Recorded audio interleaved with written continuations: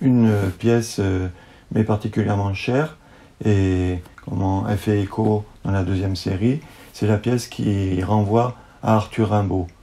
Arthur Rimbaud est pour moi important, c'est quelqu'un du verbe, et pour un artiste comme moi qui s'intéresse au dire et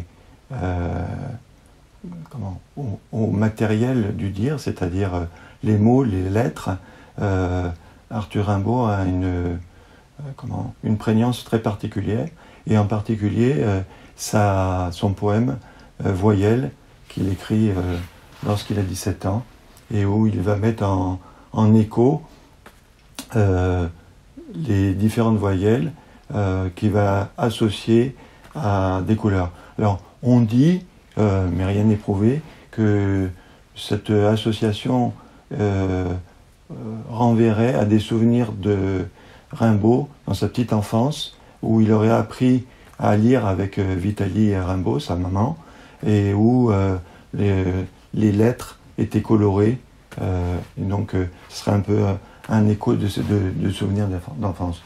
Je garde cette idée parce que je la trouve très jolie, très poétique, et donc dans mon travail, Rimbaud et les voyelles reviennent fréquemment. J'ai fait un livre d'artiste qui s'appelle Les voyelles de Rimbaud, avec Jean-François Bory, qui reprend ce travail-là. Et également, quand j'ai participé à Marseille-Provence 2013, capitale européenne de la culture, j'avais travaillé avec une reliure d'art où on avait fait tout l'abécédaire sous forme de livre d'artiste, et à l'intérieur de la collection, on retrouvait aussi les voyelles de Rimbaud, donc le A était noir, le E était blanc, le I est rouge, etc. Donc, dans la série Lettres et la lettre, je me suis amusé à faire ce qu'on appelle une déconstruction constructive, c'est-à-dire à démantibuler un petit peu le poème pour le reconstruire à ma sauce, en y mettant un peu mes propres références.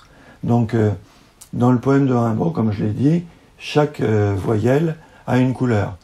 Dans AR1, vu que dans cette série, les œuvres sont désignées par les initiales de l'artiste ou du poète que je célèbre, donc pour Arthur Rimbaud, c'est AR,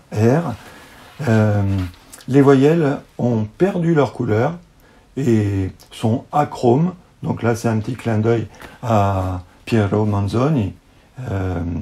Et comme, je vais être quand même fidèle au poème, en face, en vis-à-vis de chaque voyelle qui est suspendue au mur, vu que c'est en 2 dimensions, presque en 3 parce que les lettres sont saillantes, il y a sur un socle un pot de peinture industrielle qui renvoie à la couleur du poème.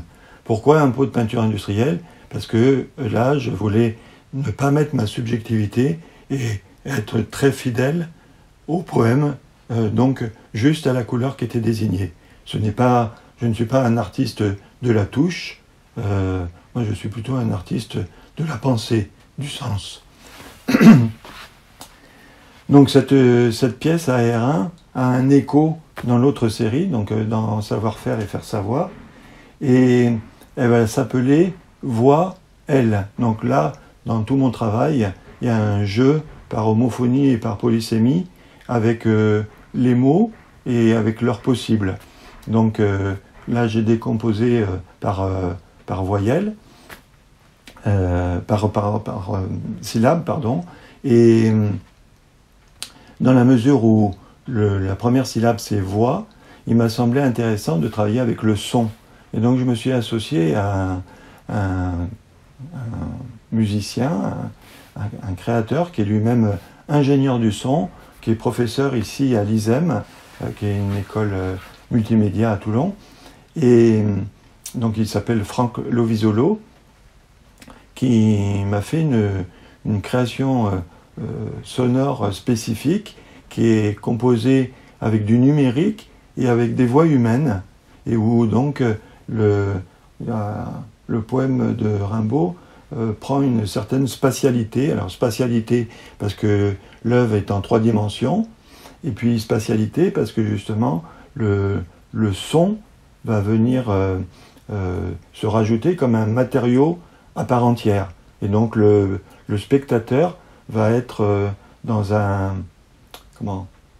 environnement où le son devient presque matière.